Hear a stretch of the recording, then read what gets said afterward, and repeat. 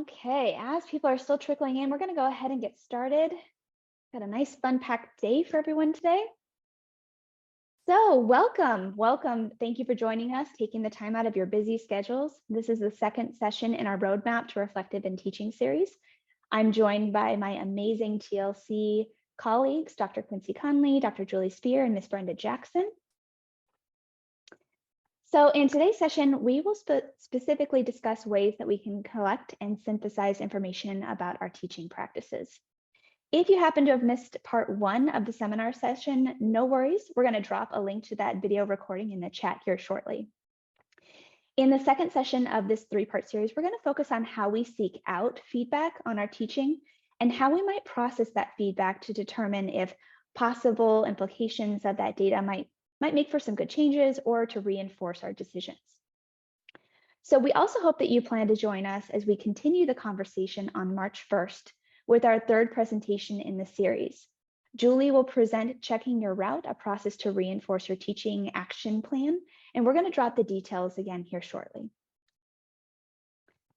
But today we're going to include some collaborative writing activities as well as exchange ideas using that Zoom chat feature. So with those activities in mind, we'd like to invite you to turn your cameras on if you feel comfortable doing so. That will help us to gauge the time we have allotted for the activities that we have planned and help us with those nonverbal cues. So throughout today's presentation, we're going to discuss different sources of data that can inform our teaching. We're going to explore those different ways to make sense of the information that we do collect and discuss what that means for us as well as for our teaching. We're going to put some helpful tips for you in the slides in the brown boxes and examples and references in green boxes. So last week in session 1, we introduced this cycle of reflective teaching. And as a very, very brief recap, it starts by taking time to reflect on what we currently do in our teaching and explore why we've made those choices, specifically focusing on whether those choices actually align to our beliefs about teaching and learning. This sets us up really nicely to ask questions about if what we're doing is currently working. What are our students learning? And what does that learning experience look like? Now, we're used to being the ones that provide feedback. But in this series, the word feedback for us is going to represent the data that will inform whether our students are meeting the goals and objectives that we set in session 1 of the series. Once we've done that, we can ask questions about what we might like to do in the future. Are there things that we want to change? Or are there things that we want to continue doing because we see that they're working as we've intended it to? And that is what we'll focus on in the second part of the cycle. And we will stop short of solutioning and coming up with a plan based on the data that we analyze, because that's what we're going to tackle in the 3rd session on March 1st. So the title of this talk is Following the Signs and the Signals. And similar to when we're driving, we have a starting point and we have a destination in mind. But we also need to be on the lookout for those signs that are designed to communicate with those traveling on the road, like traffic lights or a turn signal in the car in front of us. These signs and signals help us get to our destination efficiently and safely. And similarly, in our teaching, we need to be tuned into that feedback. We need to look for the data. And those can be from the students, our stakeholders, even paying attention to our own reactions as an educator. By learning how to read and interpret those signals during our teaching and learning process, we can increase the likelihood of helping our students get to their final destination. And we're going to frame our conversation and show some examples based on the 3 steps showing on your screen. First, what are some of the different sources and types of data that we have access to? Specifically, the data that can help us understand the teaching and learning process. We're going to explore a couple different things that we can do to make the process of analyzing it on the back end a little bit easier. In what ways do we process and organize our data in order to uncover useful information, as well as inform and support our decisions? And how do we then make space for ourselves to critically think about what does this all mean for us? Do we currently create that space to consider what the implications are, not only for ourselves, but for our students as well? So as I was preparing for this talk, I came across a very interesting quote and it stopped me cold. I'm going to share it with you.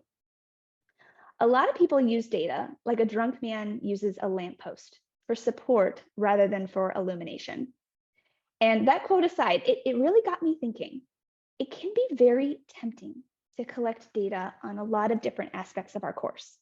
It might seem like more data equals more insight, but this can actually cause more problems if we're not careful. It can eat up valuable class time collecting data that doesn't answer the questions that we need, or we have no intention of actually using. So simply put, if everything is important, then nothing is really important. Additionally, while we have access to endless metrics, this data cannot and should not be expected to provide both our questions about teaching and learning as well as our answers. And it can be insightful to use data as an exploratory source of information to see if maybe something unexpected emerges, but that shouldn't be our only plan for when we collect and analyze it. So by starting with a plan, you can make it easy on yourself when it comes time to analyze the data.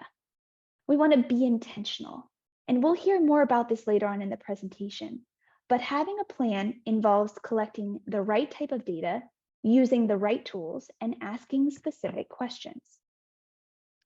So next, we'll discuss a few options and tools to collect our data. Tools like formative assessments or feedback, those low stakes tools that we use to monitor student learning, provide ongoing feedback, and can be used to improve teaching and learning by identifying those strengths and weaknesses. Those can also target areas that need work, and it can help us address problems right away. While those high stakes or summative assessments are really designed to evaluate learning at the end of the instructional unit and compare those metrics or scores against a standard or a benchmark.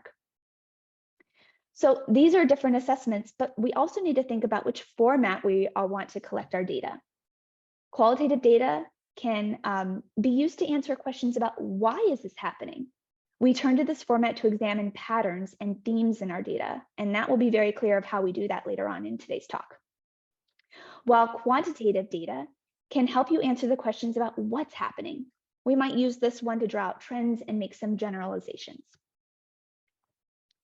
Now, we have a variety of tools to choose from when we collect this data. And for now, we're going to focus on just 6 ones to kind of make it easy. So one you might think of right away are end of course evaluations, or those anonymous student surveys completed at the end of an instructional time period that rate the quality of the course and maybe the instructor. A muddiest point, which is a type of classroom assessment technique, those simple, usually non-graded activities designed to give you and your students feedback on the teaching and learning process as it's currently happening. We'll talk about temperature checks, which can be simple, intentional, and proactive checking in with your students to collect formative data. Student grades, and by this we mean data captured by your students' performance on maybe an activity or an assignment and assessment. An exam wrapper, which is a technique that wraps around an exam or a major assessment. It can be used before or after, sometimes before and after, to help students reflect on their performance and the strategies to improve. And then something called a CIQ, which is a critical incident questionnaire. It's a post-class formative assessment tool that focuses on critical moments or actions in a class as judged by the learners. Now, some of these tools can serve dual purposes and allow you to collect data to know if what you're doing is working as you intended. Let's explore some examples and discuss which tool might be the best based on the data we need to collect. So if an educator introduced a lesson that was very complex, historically confusing for past cohorts of students, they may question if their current students understood the content after it was covered. Do they maybe need to clarify any part of their lesson? Perhaps this content is foundational, and if the students don't have a very firm grasp on the content, they won't be able to move forward. If this information is foundational, they likely plan to use this data to adapt the lesson to improve or personalize the student's current experience.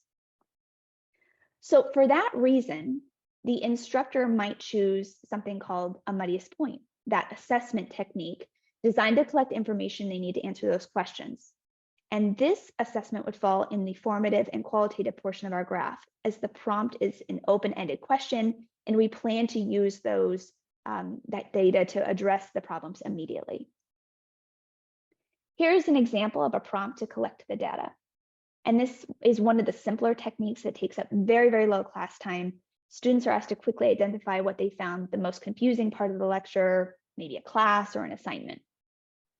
The educator can quickly scan large amounts of responses in very little time, and it's especially helpful with new information or super complicated procedures.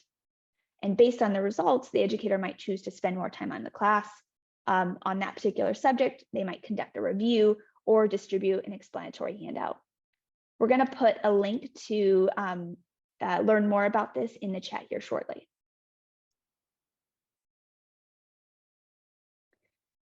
So another question might be, what did our students understand about the lesson? But also, they wanted to know more about the learning process from the student's experience. Or maybe they want to validate the educator's desire to understand what was learned. The educator will likely use this data to reinforce their decisions or to make a change to address the current student's needs, similar to our first example. And for that reason, the instructor might choose a critical incident questionnaire to collect the information to answer these questions. While similar to a muddiest point, this question expands further and offers more information, while exploring what the learners perceived as significant. So really getting more into the learner's perceptions of what was being taught and what was being learned. This also allows the student to critically reflect on the learning process itself. This typically falls in the formative qualitative portion as well, as they're open-ended questions. They're usually used to impact teaching decisions right away. Showing on your screen is the 6th version of the critical incident questionnaire. This tool is designed to provide data that will help the educator really understand the student's perceptions. The more we can understand our students' lived experience, the more we can help to create an environment that is really set up to meet their needs. And I've underlined a couple of the keywords that I focus in here on the questions, the prompting questions. So, where did you feel most engaged? What was most helpful? What was the most important information? Not everything you learned, but the most important information. This gives me more information about what they're considering is a priority. Maybe it's way off of what I'm thinking is the priority.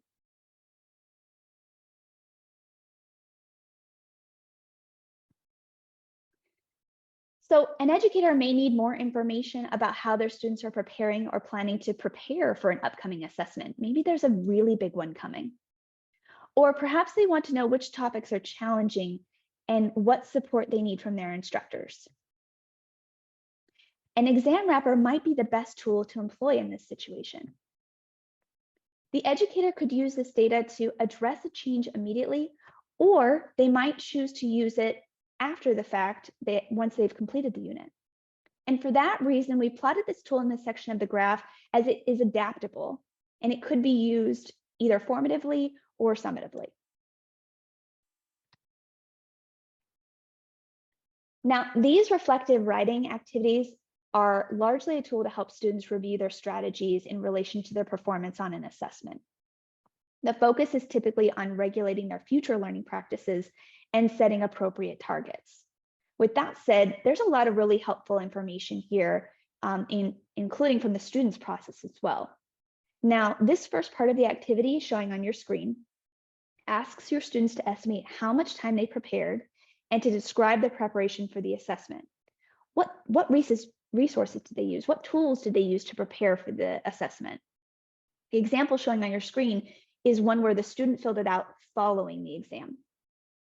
Now, disclosing which resources were used to prepare would be helpful in knowing where they're prioritizing their attention. For example, how many of my students performed lower than expected and most only used one resource? Or perhaps they placed too much emphasis on the wrong resource. This information might impact how we approach the next assessment or the next lesson, or at least have us start asking more questions about the data or their process.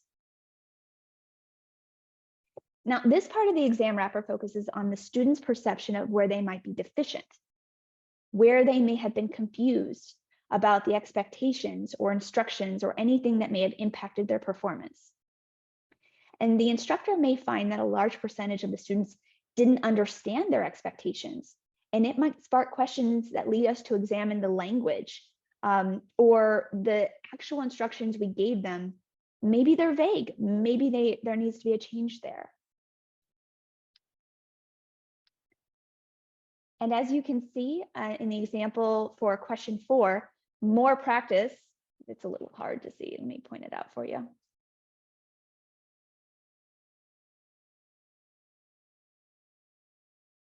There we go. More practice would have been beneficial and potentially impacted the grade on this assessment. And this is data I would want to know as the instructor. While question number 5 is a formative data point, and we're going to gather information on what type of support the student needs from the instructor that could positively impact performance moving forward. Now, showing on your screen is a reference. We're going to put a link in the chat here if you'd like to explore this tool further. So as we explore, there are different categories of data and different reasons for why we would choose some tools over others to collect information based on how we plan to use it.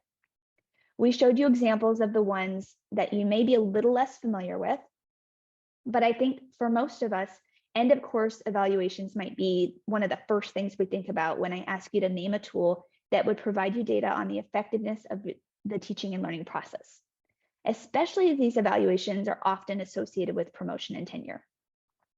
While others will fall on different portions of this graph depending on the intention of the faculty member, like for example, perhaps I want to know if my students are feeling confident about a topic we covered. Temperature checks would provide me this very quick quantitative information by asking them to rate their confidence on a scale of 1 to 5. As we discuss different examples on the graph, we should have a plan for how we analyze it once it's collected. And we should be transparent with the students for how their data will be used. For example, do you plan to compare the confidence ratings of your students to the summative assignment or exam scores? What if they went in super confident, and then when we take a look at their exam scores, most of them did not do as well as they expected? And if that's the case, if that's our plan for how we want to examine and analyze the data moving forward, anonymous submissions may not be the best choice. And this is what we mean by having a plan or being intentional about the data that we collect. So we want to take this opportunity to lean into the wisdom of the group. Has anyone used or currently used these tools or any other tools to intentionally collect data to inform our instructional choices? What other tools can we use to collect feedback on our teaching? We're going to drop a link to a collaborative Google document to jot down some of those notes and share the ideas with each other. We'll put about 5 minutes on the clock and give you time to respond to the prompts in the yellow and green table boxes in exercise 1.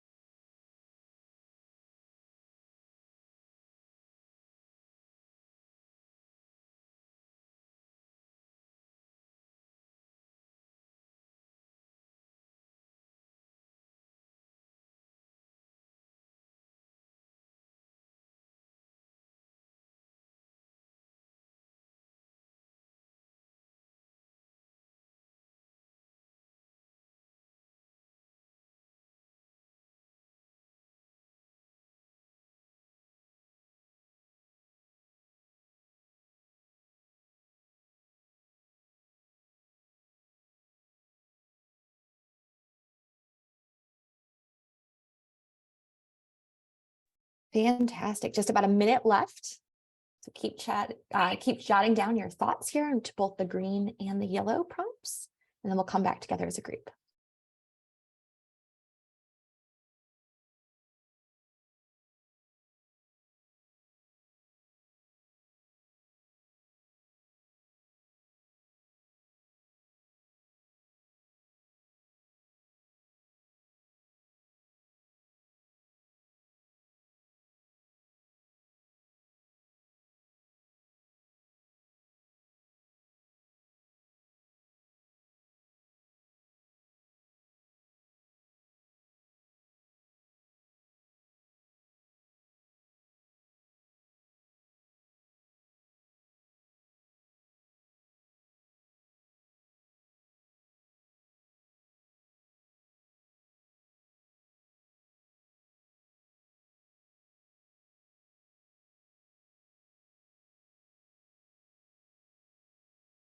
Fantastic. So feel free as we keep moving forward to keep jotting down different thoughts and ideas here.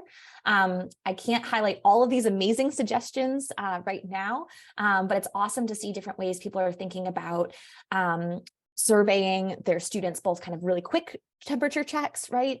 Body language, looking at body language, asking for verbal confirmation or verbal feedback, awesome. As well as kind of these longer term, more summative evaluations. Especially, I love the idea of checking in at the midpoint of the class, right? It's a great place to start asking for feedback because it gives you time to make some adjustments as you move forward. Awesome. So we're going to switch back here to the presentation now. And now that we've collected data using some of these tools that Brittany highlighted and you've put in the chat, now we need to begin to examine it, right? So as we start this process, I want us to consider what it might look like to analyze our data at a few different levels. On one hand, we want to dive into the details of the data. We want to look at the individual experiences of our students, right? But we also need to zoom out and get a different perspective on what the big takeaways are from the data. For example, let's look at this hypothetical plot of board exam pass rates over time. From these data, we can see that the scores dropped over the first few years and then started to climb back up. From these findings, we might wonder about what are some of the reasons these scores started to drop, what changes were implemented that helped them turn around. We might ask how these changes in the pass rates impacted our learners and their professional careers, and those questions are incredibly important. But if we zoom out and look at the pass rates over a longer period of time, we might see that there have been several fluctuations, but that actually the scores by and large have remained fairly stable and really oscillate between a narrow range. So I want us to keep this idea in mind as we begin looking at different types of data. Let's start by looking at qualitative data from one of the methods that Brittany touched on in the first part of the talk. Recall that the critical incident questionnaire asks students to share what were the most engaging moments of class, when do they find themselves disengaging or getting distracted, what was the most helpful activities, and what was the most confusing topic.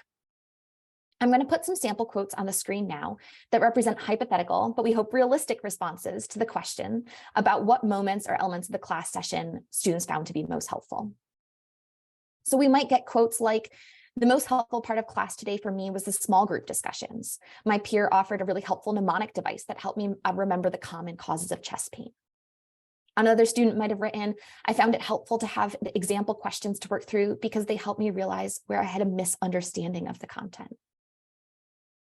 The polling questions help me quiz myself and see concepts that I'm clear on and what I need to study more after class.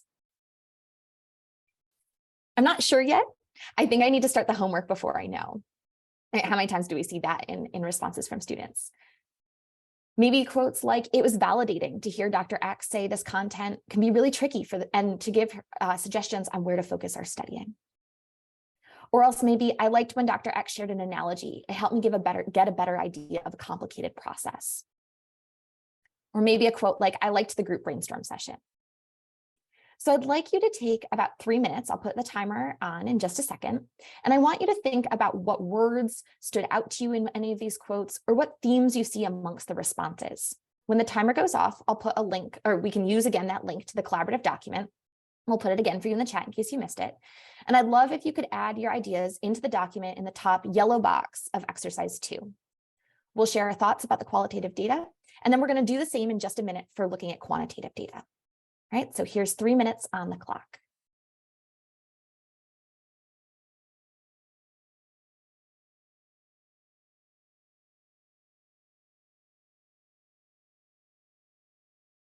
I'm sorry, I'll keep the quotes up so you can see them as you work.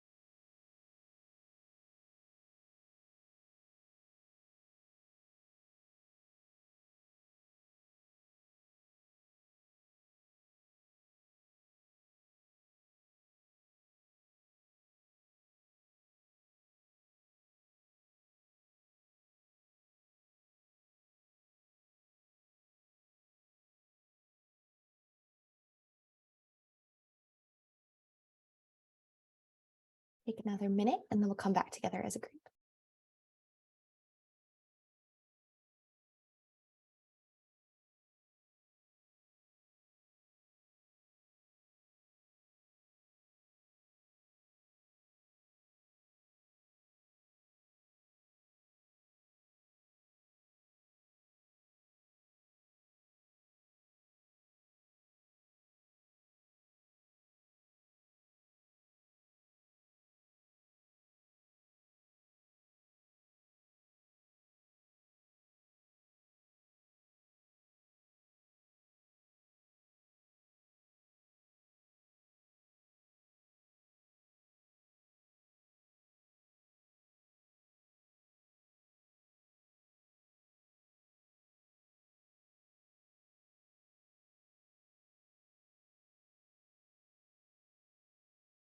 All right, awesome. So I'm going to pop over to the document now and see what you've all been contributing here.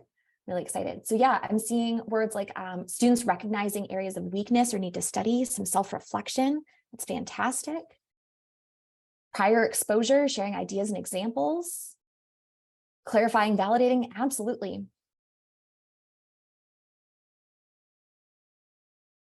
So you all came up with some really great keywords in themes, and these are certainly ways, there are certainly multiple ways we can group these quotes and identify themes.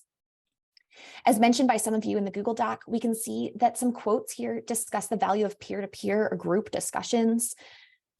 Another set of quotes, though, really kind of focused on how students found it helpful to have opportunities to practice applying the content, right? You brought up practice examples, ways to apply their skills and self-reflect. It helped them see where they understood material and where there might be opportunities for additional practice or studying. And lastly, there was another set of quotes that might be grouped together because they really relate to information shared by the instructor. The students found it helpful when Dr. X shared study tips or made real-world connections and validated their experiences of learning the content. And I know that I saw in the collaborative document some of those keywords as well.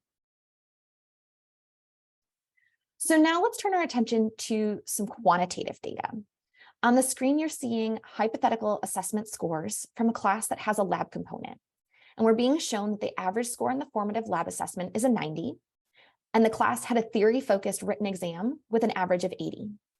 Lastly, the third line here shows us that the hands-on practical exam had an average score of 65. So I'd like to pause for a second and ask you to think about what you notice about these scores, or what questions you might ask about these data. take a minute to think. I won't start a timer, but we'll just take a couple seconds. And then I'd love if you could put some thoughts in the chat, or feel free to come off mute and discuss.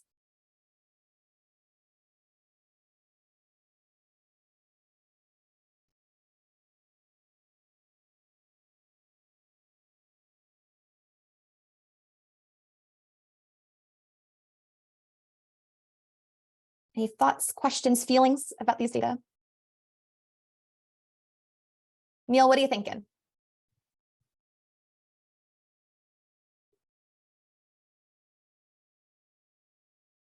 Oh, I think you might be on mute. There we go. Looks to me like there's probably the lab practice. They shared answers quite a bit and got really high scores. Written exam, they weren't able to share answers so much. But with the practical exam, probably it's more application oriented, and maybe the written exam was not so much application oriented, so it didn't force them to apply the concepts, but maybe they were just learning the concepts in a definitional type of way. Yeah, absolutely. Opinion. Yeah, so maybe seeing some differences here in kind of where these two assessments capture different types of skills and knowledge, maybe some collaboration or something kind of some factors that played into the higher scores in the practical exam. Absolutely. Anyone else have thoughts, feelings, questions they'd ask about the data?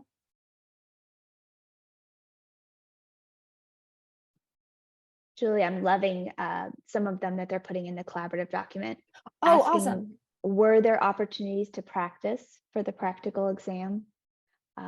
Applying the learned knowledge of the skills was apparently difficult for this group. Excellent ideas and questions. Fantastic. And I apologize, I kicked my charger and I lost power to my screen. 1 second, let me share the screen again. Apologize about that. Yeah, so, oh, great. Yeah, absolutely. Maybe they're not reflecting the same skills tested. Absolutely. Were they assessed in the same manner they were taught? Awesome questions here. Fantastic.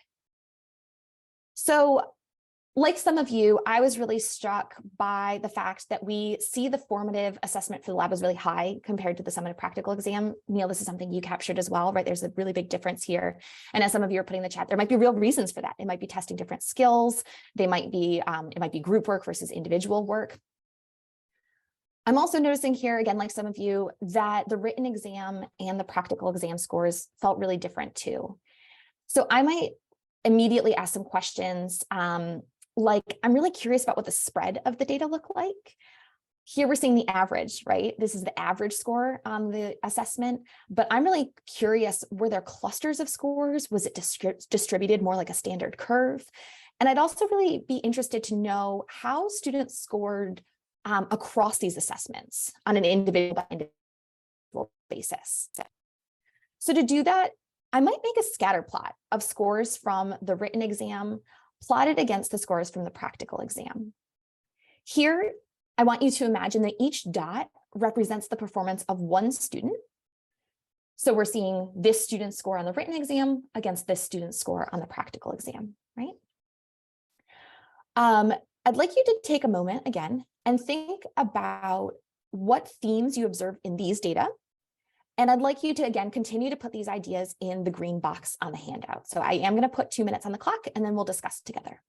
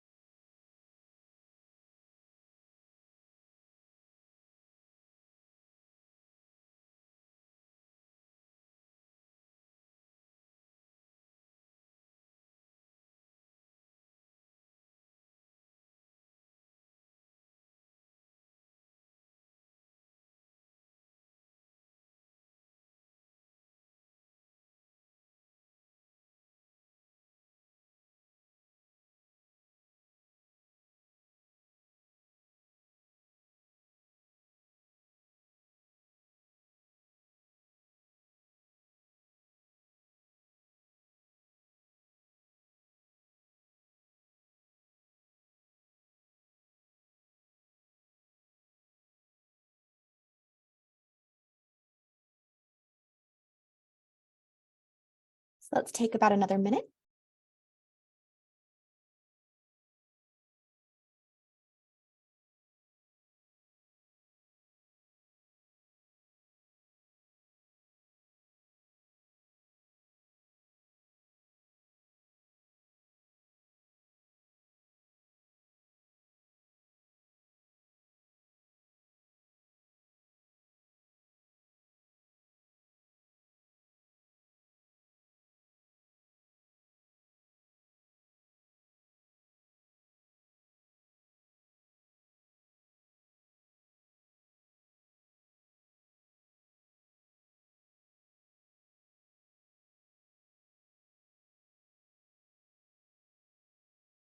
Let's take the last couple of seconds to wrap up the thought you're working on, and then we'll come back together.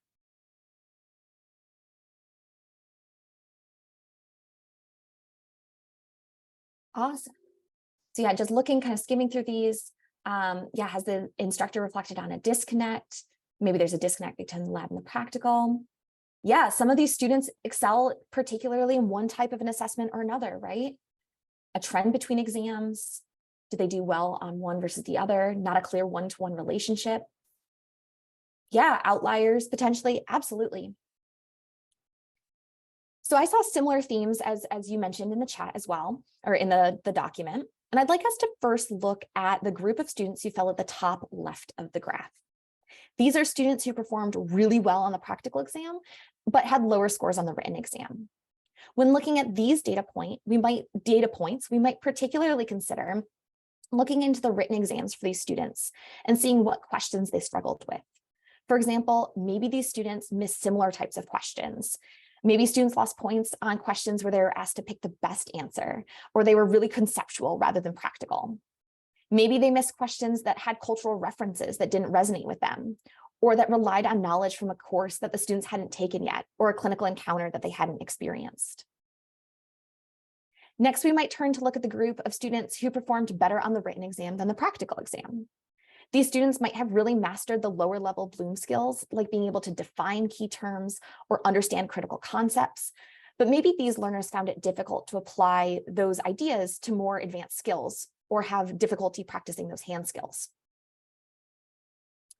We might explore this further by asking whether these students lost points in a similar way on the practical exam. Again, are there particular things they found difficult applying in practice?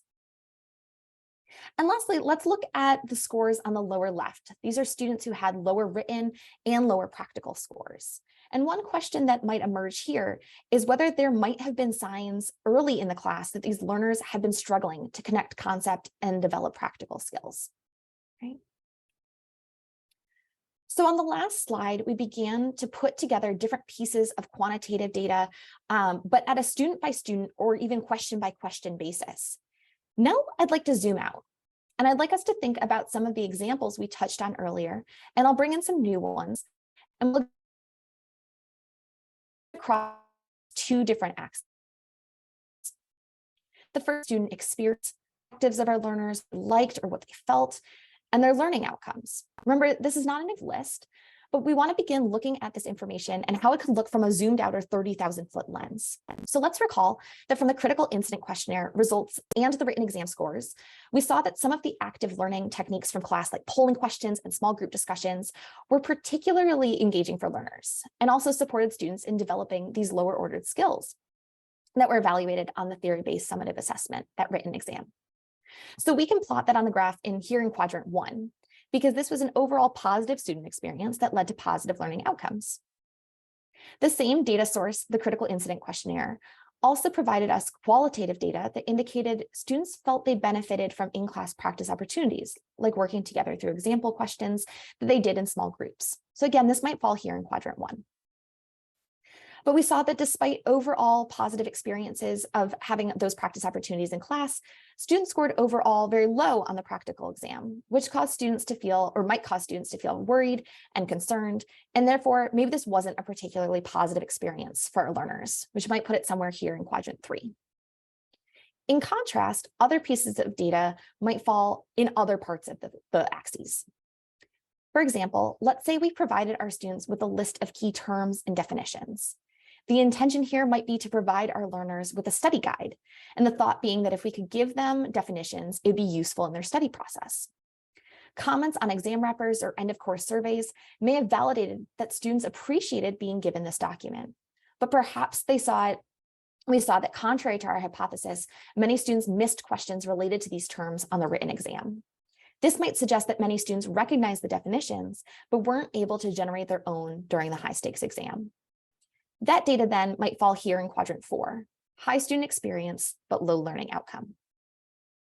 And still yet, another subset of data might fall in the top left quadrant, where students may not have rated the experience highly, but they performed well.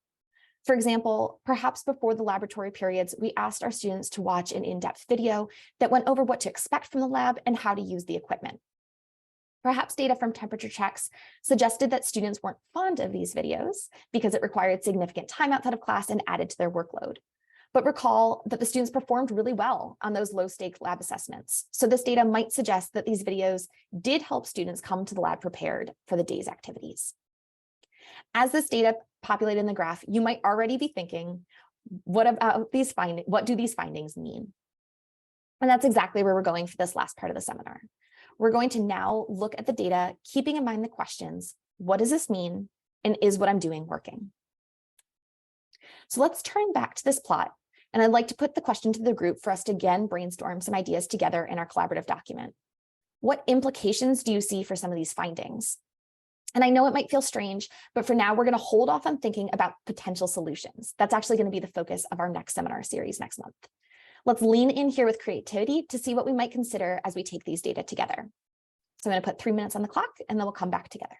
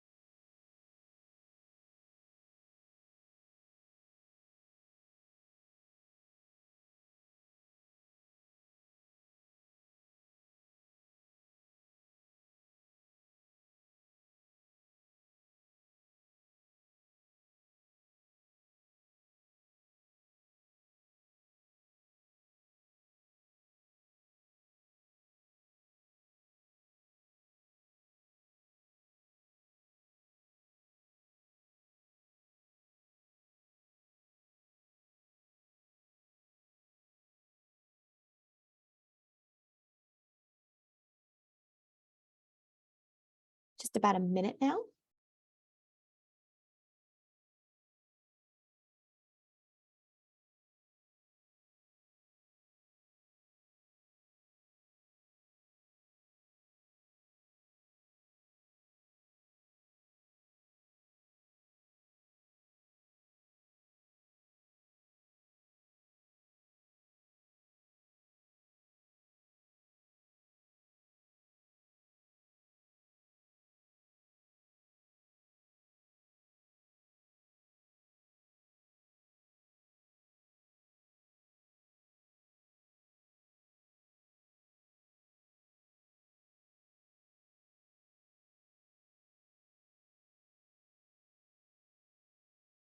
All right, take the last couple of seconds and wrap up your thought, and then we're going to come back together as a group.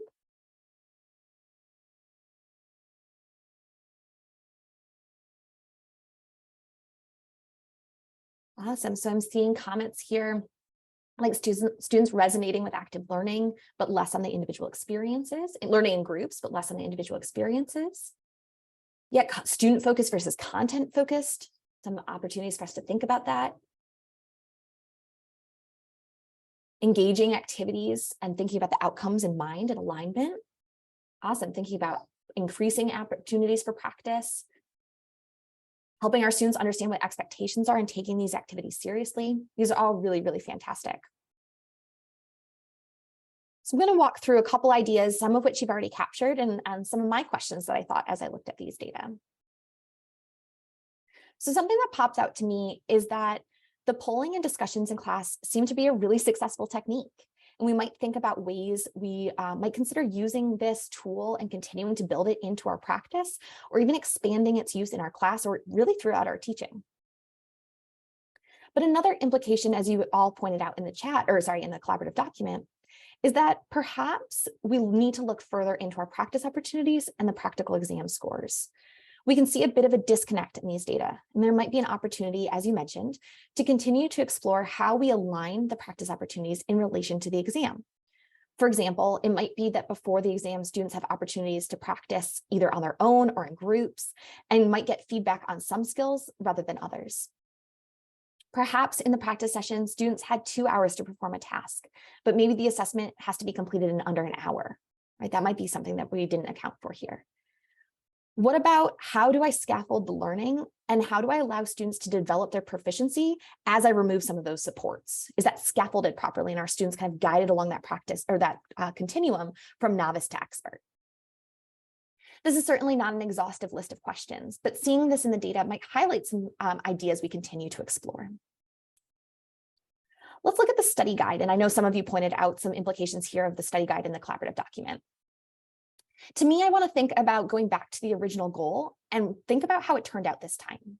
Remember, the goal was to support student learning, which is great, but it seems like students may have leaned heavily into the guide and that gave them the definitions for them, rather than creating their own definitions or making real-world connections with the terms.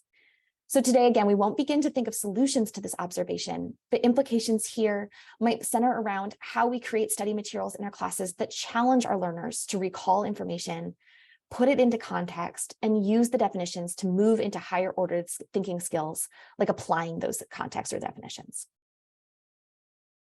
And now let's look at the data related to the pre-work. Recall that student feedback indicated they didn't love watching the video before class, but that the learning outcome data suggests that engaging with this pre-work really did help them come to class prepared.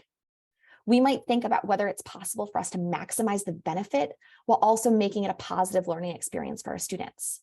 For example, we might go back through the pre-work and think about how much of it was need to knows versus nice to knows. Or we might communicate to our students why we're asking them to engage in this work. And I saw a comment related to that in the document around, are they taking it seriously? And can we explain to them why they need to do this work? Taking all of this data into account, we can see that a lot of the experience really did support student learning, which is great to see. But we also might focus our efforts in our next step of action planning by considering this zone of the graph. These are pieces of the teaching and learning process that had outcomes that didn't quite reach our goals, or met our goals, but not our learners' goals.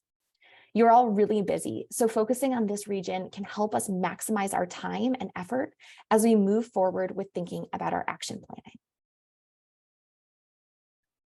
So to summarize, in this session, we focused on how we can collect and analyze feedback. And having conducted this process, our next steps would be to consider how we can take some of the questions we pose to ourselves and turn them into action plans. And as I mentioned, we'll focus on that topic in the last session of the seminar series on March 1st. We really hope to see you then, but before we break for the day, we have one last prompt for you. We'd love if you could turn for one last time back to the collaborative document and jot some thoughts at the bottom box of exercise 3, which is the green box. What are some of your takeaways from today's session? Or feel free to reflect on what you might share with a colleague about what you learned today. Take a couple minutes to do that.